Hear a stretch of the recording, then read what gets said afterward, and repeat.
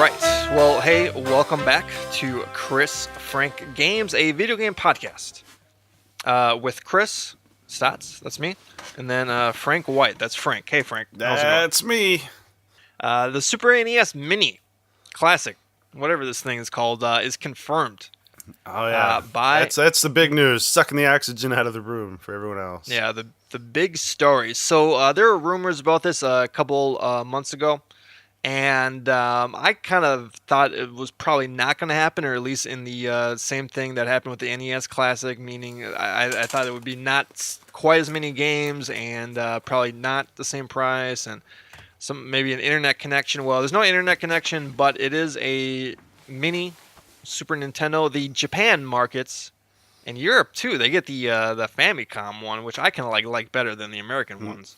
Well, yeah, and PAL is getting their own version, and everyone gets the one what it looked like back in the day where you live. That was a terrible sentence, exactly. But so a lot of the U.S. nerds are kind of mad because apparently the design for the U.S. Super Nintendo does not get a lot of love. In the Nintendo fan community, so yeah. I mean, what do you think? I mean, what's your thoughts on the Super Nintendo? I don't know. I like it, but like that's the one that I had, and like I wasn't at the time. Like as a kid, I had no idea what the Famicom version looked like or what the PAL version looked like. So I don't really give a care. But it just looks like kind of like a brick with some like levers on it. You know, kind of. You know. I don't know. We always get weird stuff though, because they're always trying to make a thing. They're always trying to make back in the day Nintendos look like, AV equipment. Or computers or something. Not as bad as the original Nintendo with the let's make it look like a VCR with the like slot loading thing. That's terrible. Yeah, exactly. That will ruin this thing. Will not let it last 30 years. Yeah. And then also the Famicom controllers are the ones with the different colored buttons, the yellow and the red. I'm not such a fan of that, so that's fine. I'd rather have the US controllers than those ones. I guess there's a little bit of controversy whether the buttons are concave and non-concave. Yeah, I didn't even think about that. Because X and Y are concave and A and B are convex. On the traditional controller. I guess with the key art that's been released, it's a little bit ambiguous whether this is included. Now, originally, Nintendo said this was included back in the 90s when it came out, is that so your thumbs would be able to tell which buttons were which. And I don't know if my thumbs ever knew. I think they just knew because that was slightly higher than the other ones. Yeah. So it makes you wonder, maybe they're trying to just cut out one extra part that they have to make and just have like all the buttons the same. Kind of makes sense, I would imagine. Yeah. I don't know why the big thing for me for the controllers is that they have to be these small controllers, because obviously they're not going to work with the original controllers because the controller ports are to scale with the tiny thing, which means the regular controllers just ain't going to work, which is always a bummer because I've got a bunch of those. Like that's actually like classics.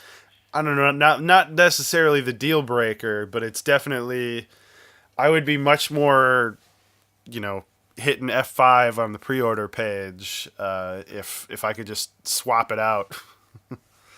Yeah. Speaking about the controllers, the wires are not 3 feet like the NES Classics were. They're going to be 5 feet. So there you go, extra 2 feet. So get your spectacles on so you can see that TV screen. It might be too far away from you. And speaking about the controllers too, I don't know. Have you seen the way they plug into the system? Actually, it's very clunky. You gotta, because on the units, it's got the the old controller ports, but they're not. They're just like a plastic fill, right? And then you pull it down like a little thing, and it looks really ugly. Then they definitely aren't going to take the original controller. Yeah. I'll shrink it down. No, it's not even a real thing. Son of a bitch. Yeah, it was funny because the NES one just was like, okay, fine, this is the new controller port. But then this one, I think they're trying to go back to the all right, let's make it look like the original one a lot. Yeah, but like, how often is it just going to be sitting there with the controllers not plugged in? So you got this little dangly thing. I don't like that idea. Yeah, yeah. All right, so that's kind of the aesthetic part. And by the way, did you see? I'm sure you saw the Photoshop of the the NES Classic, like with the yellow plastic stain Oh, on it too, no, I did the not. age stain. But that's funny with Oh, it's pretty funny. the inevitable yellowing of all that gray plastic. Yeah, I looked it up, and apparently it was because the plastic that they used like reacted to oxygen like over time, and that's why like and it was only the U.S. one, not the the Yeah, Japanese one. So mine all didn't. right, well I don't know. Maybe there's just not a lot of oxygen in my house. really, maybe it was in a entertainment center that was sealed off or something like that. So all right, well let's get to the details here. So September 29th, so just around the corner, $80. So that's $20 more than the NES Classic, and 21 games. So let's just go through the games really quick here, and we'll just kind of make some comments on each one. And it's funny, like looking through all these, you're like, oh, I play that one, play that one, play that one, play that one, play that one. Well, it's a All right. classic. It's got to go with the classics.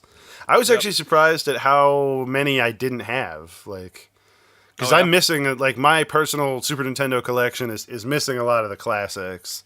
I have all Did my you weird, like, bad licensed games mostly. uh, did you get the games and you just sold them like later? Is that I why? rented a lot of games back in the day. So, like, a lot of these games I've played, but never, didn't, like, own. Okay. All right. So this is in alphabetical order. So there's a lot of supers games on here. So it's pretty funny. Okay. So Contra 3, which is I think a great game Yeah. actually, if I remember correctly. Nice showcase for the Hmm. hardware, to a lot of graphics, And also, I think tricks that's one of used. the for the Contra games. That's one of the best balances of difficulty because those games can be hard as hell. Like Contra Hardcore, this is the Sega Contra game, 16-bit, is supposed to be good, but also you're not going to get very far. Super Yeah. hard. So like, yeah, Contra 3 was a good balance of like hard, you get killed in one shot, but after playing for an afternoon, you could get a few levels in reasonably well. Yeah. And a lot of variety in the levels too. I mean, there's like you're riding these like airships, and you're like on these missiles that you got to blow up, and you know what? There's top Yeah, down, no one really likes the kind of top-down stuff open. though. Yeah. And then one of my favorite bosses of all time is this robot, this huge robot, Oh, is opens that up the like the back. the robot skeleton Terminator that's in the where you're going Yeah. around it like on the Well, you walls? well, well, yeah, exactly. So it like it opens up a wall and then pokes its head in, and then you have to like shoot its head. Like it's pretty cool, pretty cool. All right, Donkey Kong Country, which probably in hindsight not the greatest platformer of all time, but I'm sure a lot of people remember it fondly from Hmm. childhood, and it's great music too. Yeah, By the way, of I think course. that's one of those things where it's like it would be better if they had gone with Donkey Kong Country 2. But I suppose they feel like if they're gonna put one on there, they got to put the first one, even Yeah, though the second one is generally higher regarded gameplay wise. yeah. Put all three for God's sakes. But Yeah. all right, okay. Earthbound. I've never played Earthbound, but some people, of course, say this is the greatest RPG of all time. Which who knows? Have you played Earthbound, Frank? I have not, but that's kind of like the big get of like everyone was like they got to put Earthbound on this, right? They got to put Mother on it, right? And yeah, so I mean, like it's kind of an acquired taste RPG, but it's this like cult classic that's hard to find because it's crazy expensive these days. They go for like Yeah, $300 for the yeah. cartridges. So Very, very rare game. Okay, Final Fantasy 3. Again, some people would say this is the greatest RPG of all time. Again, I have not played this actually. Did you play Final I did. Fantasy I 3? borrowed my friend's copy back in the day, so I also don't. Oh, it's not in my collection, but I played it, and I played all the way up to the like grindathon that all of the like Uh, 16-bit Final Fantasy games had, where you play the difficulty ramps up pretty reasonably for most of the game, and then you get like a free roam section at the end where you have like nothing left to do but kill the final boss. but like the level, like in his tower, and you go into the tower, and all the enemies are so powerful that you Yeah. have to spend like another like 5 hours just grinding. So I Yep. got to that part and stalled out. So So there you go. You were I you're played like 90% of the game. you're like please game respect my time. Yeah, Even back then. Forerunner. F-Zero. Great Mod 7 racer. A lot of fun. That's a good game. yeah. Classic. Um, Though only single player. That's one. That's another thing that has kind of been pointed out about this. For being, for a two controller, like there kind of seems to be a co-op focus to these classic consoles. Surprisingly, not all that many. There's like 7 games with multiplayer. So they could have tried a little harder there. But yeah, F-Zero, well, quality game, but well, the, unlike Mario Kart, is just single player. So yeah. Do they ever try to make a F-Zero 2 with multiplayer? Probably not, right? Am I making that up? they've got F-Zeros like N64 or GameCube era. I don't know if they Yeah. tried back then, but and that's actually F-Zero is one of the few games on here that you can still get at a pretty reasonable, because it was a pack-in game with the system for a long time. So you can get them for like $10-15. Yeah. One of the more reasonably priced games to pick up. It's I love F-Zero. I love the Mode 7 stuff and the music and all that stuff. So that's a classic for sure. All right. Kirby Superstar and then Kirby's Dream Course. I've never played these games. I guess one's a golf game. Yeah. I don't know why that was needed. Okay. All right. A Link to the Past, Legend of Zelda, one of the greatest games Yeah, of all time. that if not one, the a total greatest one. no-brainer. There was no way that was Yeah. not going to be on this. Yeah. Mega Man X. I'm not a Mega Man fan, but I guess this is a good Yeah, game. I don't know. that's a classic. It's one of the high points of the franchise, and a way Yeah. more accessible game than like the 8-bit Mega Man games, which are famous for being effing hard. Yep.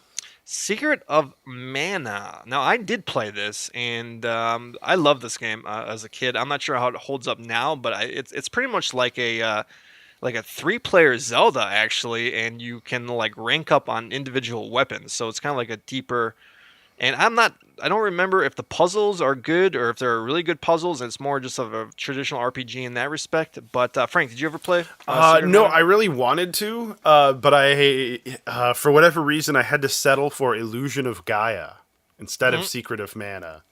I don't know. Maybe that was like a mom was confused on the names that don't mean anything. But Or did you because they were giving that game away for free for doing Nintendo Power? I don't know, maybe you guys subscribed to Nintendo Power that at the that time? might have been it. I don't know. I just Yeah, remember really fun. wanting to play Secret of Mana, but settling for Illusion of Gaia. Secret of Mana, really fun. Yeah, I mean that's an 80-hour game. I mean some of these games are like 60. I mean there's a lot of value Hmm. here. You can play it, spend a lot of times on these games. All right, Star Fox, which I loved. I played a shit ton back in the day. And then here, this is for me the killer app, Star Yeah. Fox 2. Star Fox 2. This is of course the game that it was a follow up to Star Fox, but they did not release it. It was finished. They did not release it because all the 32-bit systems were coming out. The Nintendo 64 was coming out, and they actually used a lot of the ideas from this game for Star Fox 64. But this is kind of a fabled game, and whoever came up with this idea, a genius. Yeah. Genius. Yeah, it is sort of like having a unicorn snuck into the box. Yeah, Yeah. this fabled, entirely completed but never released game. So I actually saw on Twitter there was a picture of the original developers. We're all getting together, all these Japanese guys, having some cocktails to celebrate the release of their game. Yeah, Finally, 20 years later. 20 years later. Nuts. It's nuts. And then the Giant Bomb guys were saying, like, this could be considered, because this comes out for the first time in 2017. This could be a Game of the Year contender. Who knows? Who knows? I know, we'll see how much, it was, for the time, it was a really ambitious game. Like, Star Fox 1 is a corridor shooter, basically. And then, like Star Fox 64 was a hybrid where you'd have all range mode. Oh, God. But Star Fox 2 is entirely all range mode. Like, there's no corridor shooting at all. And you can change to the walker at will. so you don't just pick your vehicle ahead of time. And it has like a whole strategy component. Like there's an over map where you're protecting Cortaria or whatever your home planet is. So you go off on missions, but there are also like missiles heading for home base and like attack squadrons heading for home base. So like you have to do whatever to win the game, but you also have to like protect your thing and go. And so like you go and intercept the missiles and do a mini mission kind of thing to do that. So just very, very ambitious in all respects, but we'll see how it holds up to today. And you have to beat the first level of Star Fox to actually access it, which is a little weird, but I guess it gets you to playing. Yeah, that's not hard. Well, it probably gives you practice because I'm sure Star Fox 2 just kind of jumps you into the action, I would imagine. I don't know. All right, very cool. Very, very cool. All right. Street Fighter 2 Turbo Hyper Fighting. I think I actually did get this, and I mean, I think this is probably the best version of Street Fighter on a 16-bit system, I guess. I don't know. Yeah, it was a big deal. Yeah. It's confusing, though, to figure out exactly which one it is, since the Street Fighter 2 era was the, let's release the game like 5 billion times and just add a word onto it. Like, it's Super Hyper Street Fighter 2. Super Street Fighter 2 Turbo Hyper Kablamo. I don't know. This is I think this game was $70 at Kmart when I bought it. Right. And I think I kind of played the guilt card of my grandma to have her buy it for me, and I regret that. That's bad. All right. Super Castlevania 4. This was an early game in the system. I did not own this game, but I played it. It was again, kind of really cool tech demo. Yeah, it was kind of I don't know how the gameplay showcase. actually is, though. Yeah. A lot of Mode 7 stuff, so I'm not sure how great the actual gameplay is. But Super Ghouls and Ghosts, I have no idea if this is better than the Genesis one or any other one. Frank, did you play this? No, I don't. I just don't have the patience for Ghouls and Ghosts. It's too damn hard. Why are they putting Ghouls and Ghosts? Does anyone give a fuck about Ghouls and Ghosts anymore? Please, people? I guess it was a classic back in the day, right? So, though, I mean, if you're going for Capcom, if you know me, you know what I would want them to put on there instead, and that is Demon's Crest. Oh, you know what? That is true. Why didn't they put that on there? Why not swap them up? It's a little more of a cult classic though, so none of the cuts are that deep. Like I think Earthbound is the deepest cut, or maybe the Kirby golfing game. God, Kirby golf. All right, Super Mario Kart. I actually think this is the best version of Mario Kart because it was about the racing. People. It was about the racing. It wasn't about the items that you got. Hey, it had items. They just weren't, as devastating. Well, you would have one red shell as opposed to 3. It's like, why do we need 3? For possible defensive purposes. That you got your geometry degree. All those classes you took in geometry are really useful for the bank shots for shells and stuff because since it's a Mode 7 game, it's entirely two-dimensional, like it's a plane. So you never have to worry about your green shell like flying off into the brush. It was just kind of like, could you totally bank it around and hit the guy? And sometimes you could. Yep, or shoot it behind you. I mean, that was a great strategy. You know what was really weird back in the day? If you ever went from Super Mario Kart to Mario Kart 64 and like back, like try to play them with, because it's the Mode 7 looks so great, but when you play the same game in a full, well, I guess the characters were still sprites in 64, so not full 3D, but you play a 3D version and you go back to the Mode 7 version and you suddenly realize that your guy is not moving at all, and like the Mode 7 is just scrolling the floor around you, and it's it's hard to get used to going back and forth.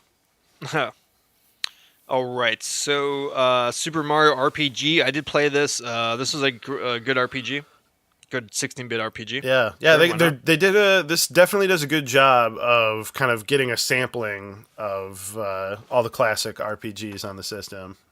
Well, they have a lot of. And it's a super rare game too because this came out late in the Super Nintendo's lifetime, and they didn't make a ton of cartridges for this. So it's good that they have a lot of rare games on here. All right, Super Mario World could be considered the best platformer of all time. Huge, Yeah, lot of gameplay another in that. no-brainer. Yep. Super Metroid Also another again. no-brainer. Yep, could be considered the greatest game of all time. It's very funny. Like all these games, like these games are these pretty much laid the blueprint for game design for the next 20 years, and Mhm. people are still making games based off these games. So it's pretty amazing. And speaking about the Genesis, like what would what would the Genesis Classic? I mean, would any none of those games would come even close to any of the stuff on here, right? Well, if you want to see the like what would be the Genesis Classics thing, like they basically already have that as Altered Beast, come on, give me a break, right? because they had like back I have it on the 360, I think, the like Oh Genesis yeah. collection, and it's actually like a ton of games. But so you can basically see what it would be. It's like, okay, you got your Sonic, your Vector Man, your Streets of Rage, all that stuff. So it's just not it's not as good, but it's got Yeah, that's it's actually got good the games, but Streets of Rage. That's the big hole in the Super Nintendo Classic here. Not a single beat 'em up. There yeah. were some decent beat 'em ups on the system. Yeah, what about what was that Capcom game? Final Fight. Final Fight. Yeah, where's Final Fight on this? Yeah. All right, and then just to round out this Super Punch Out. I never played Super Punch Out. Frank, did you play it? Um, maybe another rental. Not a lot. Okay. Yeah, I don't know how good that is. Yoshi's Island, which is Super Mario World 2. Yeah, I think that's the best platformer on the 16-bit era right there. Yeah. I really enjoyed that game. So, all right, $80. Okay, so anyway, speaking about the games, any games, Frank, did you would want to see on there? Any thoughts on that? Um, well, besides, like, I mean, all my Yeah, weird besides personal Demon Crest. favorites, like Demon's Crest. I think a lot of people are very bummed that Chrono Trigger didn't make it. Yes. But I think if Well, I think. Oh, go well, ahead. if they put Chrono Trigger on there, then it would really like then they basically would have covered like all of the big like RPG bases. Yeah, I think Square's like, yeah, you guys have to pay a little bit extra for Corona Trigger because that's like, it's like a But collector's. fortunately, Chrono Trigger is available on a lot of other formats and platforms. So, like the big deal is Mother because it's like your options right now are spending a lot of money, downloading a ROM or this for Yeah. playing that game.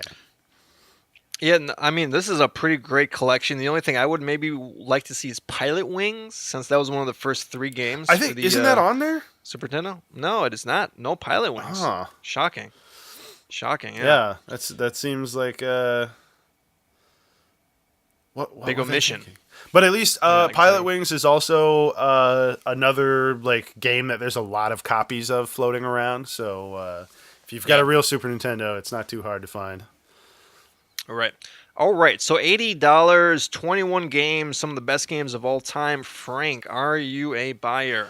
I am definitely tempted, but probably not in the end. Like uh, not enough to put up with the bullshit like of pre-ordering Oh yeah. and refreshing. Like if this was just something that I could get on a whim, then that maybe. But I'm busy. And I got lots of games to play, and I have a Super Nintendo of my own, so I'll just continue to not have played Earthbound and pout about it. Yeah. Well, you make some good points there. I mean, yeah, we'll see. I mean, Nintendo says they're gonna have more production, but there's no way they're gonna make enough of these things, right? Yeah. I mean, everyone's gonna be buying these things. No, because the They put demand's it, probably going to be higher. Because the NES Classic was really more of this is neat, like just having it to have it kind of.